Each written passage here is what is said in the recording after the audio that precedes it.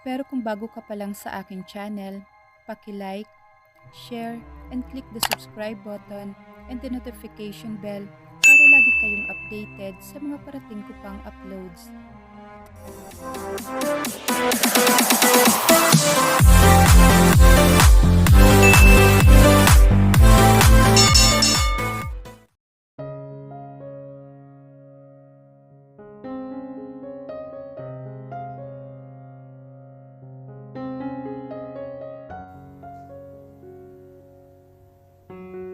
Kakauwi lang ni Gavin sa bahay niya nang bigla na lang sumugod ang daddy ni Laren. Bakas ang galit sa mukha nito. Hayop ka? Anong karapatan mo saktan ng anak ko? Nanggagalaiting sigaw nito sa kanya at naiintindihan niya ang galit nito. Dad, Aniya, ngunit isang suntok ang binigay nito sa kanya. Tinanggap niya yon at hindi lumaban. Ilang ulit siya nitong sinuntok bago to tumigil.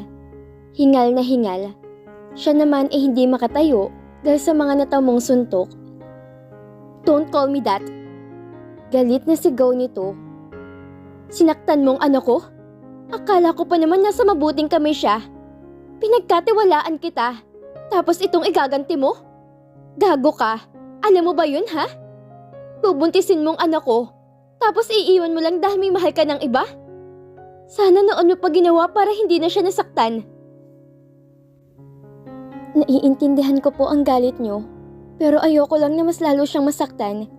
Nakipaghiwalay ako sa kanya dahil alam kong yun ang tama. Mahinahong sabi niya. Isa pa, alam kong hindi akong ama ng pinagbubuntis niya. Paliwanag niya, ngunit ang totoo, hindi siya sigurado sa sinabi. May posibilidad talaga siyang ama. Pero kailangan niyang iwan si Laren para kay Celine. Nagtagis ang bagang ng daddy ni Laren. Hindi ikaw ang ama? Niloloko mo ba ako ha? Tarantado ka pala eh. Sa tingin mo maniniwala ako sa'yo? Hindi iiyak ng ganun ang anak ko kung hindi ikaw ang ama. Natigilan siya sa sinabi nito. Hinila nito ang kwelyo niya at pilit na pinatatayo sa pagkakalugmok sa sahig dahil sa mga suntok na natamo. Alam kong mahal ka ni Laren at nasasaktan siya dahil hindi mo siya kayang mahalin. Pero ang itangging ikaw ang ama ng baby niya ay mas naging dahilan para mas lalo mo siyang masaktan. At ngayon, nakikipaghiwalay ka. Sa tingin mo hindi siya nasasaktan sa ginagawa mo? Natigilan siya sa unang sinabi nito.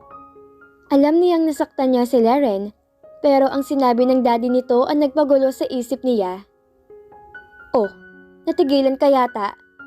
May pagka-sarcastikong sabi nito, hindi makapaniwala. Mukhang wala ka tagang kaalam-alam sa nararamdaman ni Laren. Puro ka kasi Celine. I'm sorry. Wala na siyang ibang alam sabihin, kundi ang sorry.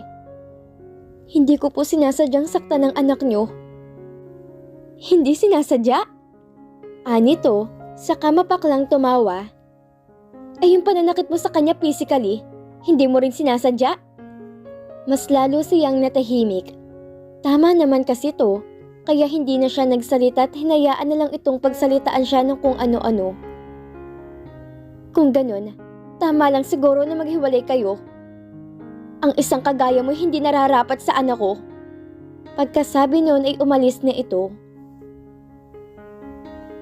Kinabukasan, inaasahan na ni Laren na darating si Gavin.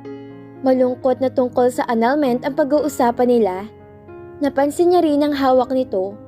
Mukhang nahuhulaan na niya ang maaaring laman niyon. Why are you here? Malamig na tanong niya. Kung kinailangan niyang magmukhang matapang sa harap nito, gagawin niya. Ayaw niyang magmukhang talunan. Ayaw niyang isipin nito na mahina siya. Simula sa araw na to, pinapangako niya sa sarili na hindi na siya magpapa-apekto dito. I'm here to give you this. Napatingin siya sa inabot nitong envelope. Kinuha niya yon at binasa. Tama nga siya. Isa yung annulment paper ngunit bakit wala pa yung pirma ni Gavin? Hand me your pen. Aniya, habang binabasa pa rin ang mga nakasulat doon. What? Nagugulat nitong tanong. Nang hindi nito inabot sa kanyang hawak nitong ballpen, siya na mismong kumuha niyon at mabilis na pinirmahan ng annulment paper. "There, I sign it." Sabi niya sabay abot nito yun kay Gavin. "Siguro naman magiging masaya ka na." Yun na yun? Mukhang nagulat pa ito. Tumaas ang isang kilay niya. "Bakit? May iba pa ba akong dapat gawin?" Nagtatakang tanong niya. "Wala ka man lang ba sasabihin tungkol sa pinagbubuntis mo? Hindi mo man lang ba ipaglalaban ang karapatan niya bilang anak ko?" Natawa siya. "Bakit pa, diba? Ikaw na rin mismo nagsabi na hindi ka ang ama nito. Kaya bakit ko pa ipipilit? Kung ayaw mo sa anak ko, hindi na kita pipilitin. Ngayong pinirmahan ko na yan, pwede ka nang umalis. Ayoko na rin makita ka pa, kahit na kailan. Goodbye." Tinalikuran na niya ito at iniwang tulala. Kahit na masakit at mahirap talikuran ng lalaking mahal na niya, pilit niya ang sarili na iwan ito. Kahit na gustong-gusto niya tong yakapin at sabihin siya na lang ang piliin. Sa ilang buwang pagsasama nila, hindi pa niya naranasang mayakap ito. Kung ano bang pakiramdam habang niyayakap nito, hindi niya alam kasi hindi sila ganon. Mag-asawa lang kasi sila sa papel. Pabuntong hiningang bumalik siya sa sariling silid at doon binuhos ang lahat ng sakit. Sana bukas okay na siya. Sana wala ng sakit. Nakakapagod ding umiyak ng umiyak at magkulong sa loob ng kwarto. Magiging okay ka, Laren. Magiging okay ka. Kaya mo to. Kaya mo yan. Ang mahalaga malaya na siya. Hindi na siya masasaktan ulit ni Gavin. She can do everything she wants now. And that is to be happy again. With her baby this time. Napangiti siya na maisip na magiging mami na siya. Pero sa totoo lang, natatakot din siya. Hindi niya alam kung magiging mabuting ina ba siya. Pero kahit ano pa yan, gagawin niya para sa anak niya. Kahit mahirap, kakayanin niya. Ilang araw na ang lumipas mula na mag-usap sila ni Laren. Hindi pa rin siya makapaniwalang pinirmahan nito agad ang annulment nila. Kung totoong sinabi sa kanya ng daddy nito na mahal siya ni Laren, bakit hindi nito ipaglaban ang karapatan nito? Bakit ang bilis nitong sumuko? Pero kung sa bagay, kahit naman siya mapapagod, ang tanga-tanga niya kasi eh. Napabuntong hininga siya. Gusto niyang marinig mula sa bibig nito ang buong katotohanan. Gusto niyang malaman kung talagang mahal siya ni Laren. Gusto niyang masagot ang mga tanong sa isip niya. Gusto niyang puntahan si Laren at magtanong, ngunit nauunahan siya ng takot. At para saan pa ba kung itatanong niya yon? What's the use? Pinagtabuyan na niya ito. Siguradong galit na galit to sa kanya. Sa dami ba naman ng kasalanan niya? At sa kabila ng mga sinabi at pambubugbog sa kanya ng ama ni Laren, nagawa pa rin niyang papirmahin to sa annulment paper na hanggang ngayon ay hindi pa napipirmahan. Naguguluhan pa rin kasi siya kung tama bang ituloy iyon. Hindi pa ito alam ng mga magulang niya. Pero siguradong maging ang mga ito ay magagalit sa kanya. Ang gulo-gulo na, hindi na niya alam ang gagawin. Hey, naramdaman niya ang pagyakap ni Celine sa kanya. "Anong iniisip mo?" Tanong nito. Naroon sila ngayon sa kondo niya. Marami. Maikling tugon niya. "Talaga?" Nakangiting sabi nito. "Kasama ba dyan ang kasal natin?" Napalingon siya sa sinabi nito. Hindi siya nakapagsalita. Hindi niya alam kung ano ba dapat ang isasagot niya sa tanong nito. Ngumiti ito. "Alam mo, ang saya-saya ko. Kasi finally matutuloy na din ang kasal natin na dapat ay noon pa." "Yes." Maikling sagot niya. Dapat masaya siya ngayon, pero hindi niya magawang magsaya katulad ni Celine. "Hey, bakit ganyan ka? Parang hindi ka naman masaya? Nagigilty ka ba?" "Don't be, babe. Hindi mo naman kasalanan na hindi mo siya mahal."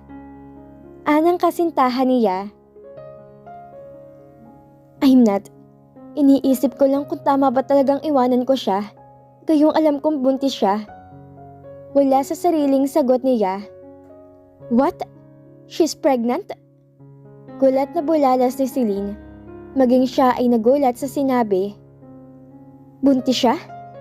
Celine, please, huwag na natin siya pag-usapan. Pilit niyang iniwasan ang mga tingin nito na puro negatibo. Nanlisik ang mga mata ni Celine sa galit. Ikaw bang ama? Sagutin mo ako, Gavin. Celine, please. Pakiusap niya. Not now, okay? Answer me! Sigaw nito. Fine. Gusto mong marinig ang totoo? Oo, buntis siya. At sinong ama? Seryosong tanong nito. And don't you dare lie to me. Nag-iwas siya ng tingin. I don't know. You don't know?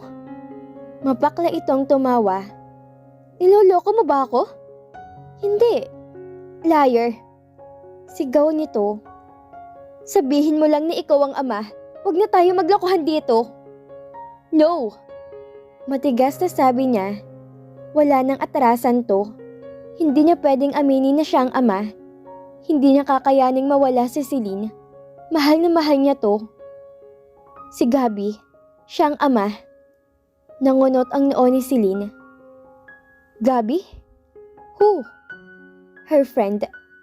Maikling tugon niya. Really? But why I have this feeling na ikaw ang ama? Naalala mo? Madalas kang wala sa sarili tuwing magkasama tayo.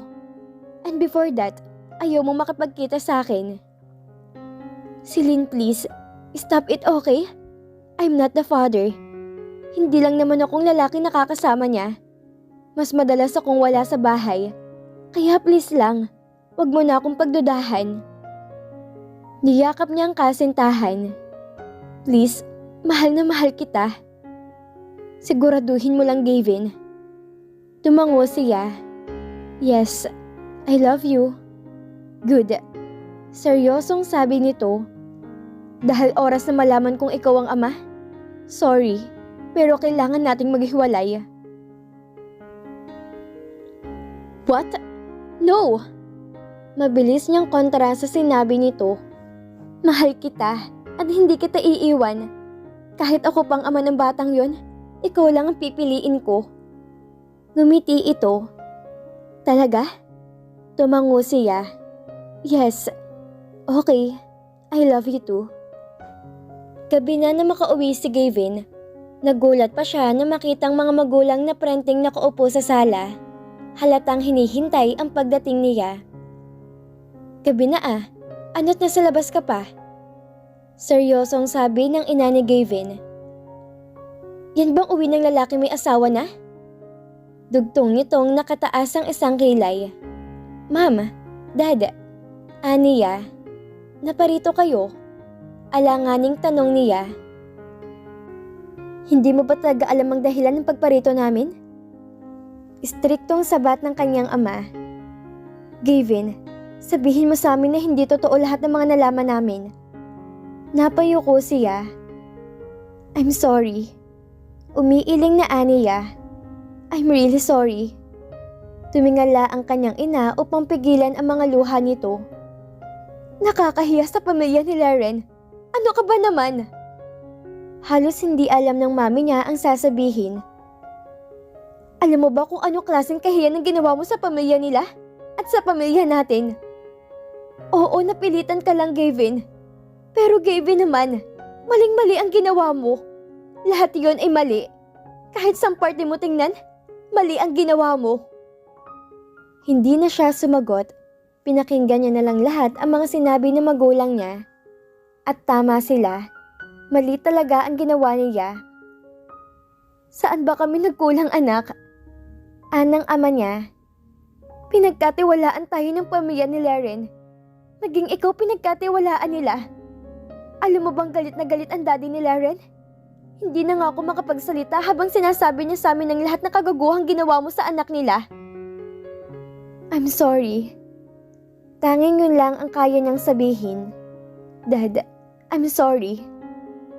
Too late, anak. Anang kanyang ina. Nasaktan na siya at hindi mo na mabuburang sakit na dinulot mo sa kanya. You know what, son? Hindi kita pinalaki para manakit ng babae. Yung ginawa mo kay Laren, hindi ko yun matatanggap kahit na kailan. Anak, anong nasa isip mo't ginawa mo yun? And now you file an annulment when you already knew that she's pregnant with your child? Dad, please, stop it. Hindi na siya nakapigil. Wala na kayong magagawa. Hiwalay na kami. Aniya, hindi ko siya mahal. Si Celine ang mahal ko. Hindi pa ba sapat na dahilan yun para iwan ko siya? Umiling ang kanyang ama. Hindi. Kailanman hindi magiging sapat na dahilan yun. Sana inisip mo munang kalalabasan ng ginawa mo. Bakit mo hahayaang may mangyari sa inyo kung hindi mo siya mahal? Anong nag-udyok sa'yo para hayaang mangyari yun? Natigilan siya. Tinamaan siya sa sinabi ng ama. Bakit nga ba hinayaan niyang may mangyari sa kanila ni Laren? Anak, lumapit sa kanya ang mami niya. Wala ka ba talagang kahit kaunting nararamdaman para kay Laren? Napaisip siya sa tanong nito. Ano nga bang nararamdaman niya para kay Laren? Kung noon puro galit ang laman ng puso niya para kay Laren, ngayon hindi na niya alam. Kailangan mong panagutan ng bata. Pagbabasag sa katahimikan ng kanyang ama. You're the father. Kahit hindi mo siya mahal, may pananagutan ka pa rin sa kanya, Gavin. Hindi mo yun maaaring takasan. I can't, Dad. Pag-amin niya, iiwan ako ni Celine. Napailing ang ama niya. Gavin, hindi dahilan na may mahal kang iba. Ang punto dito ay ang pagkakaroon mo ng anak kay Laren. Nabuntis mo siya. Kailangan mo yung panindigan. Sinasabi ko to hindi para sa'yo o kay Laren. Sinasabi ko to para sa kapakanan ng bata. Walang kamaling-malay yung batang tinakul na pala siya ng sarili niyang tatay. Wala ka man lang ba kahit kaunting konsensya o pagmamahal kay Laren? O kahit para na lang sa bata? Napuno ng konsensya ang puso niya matapos marinig ang sinabi ng kanyang ama. Isa talaga siyang napakalaking gago. Sinira niyang pamilya niya.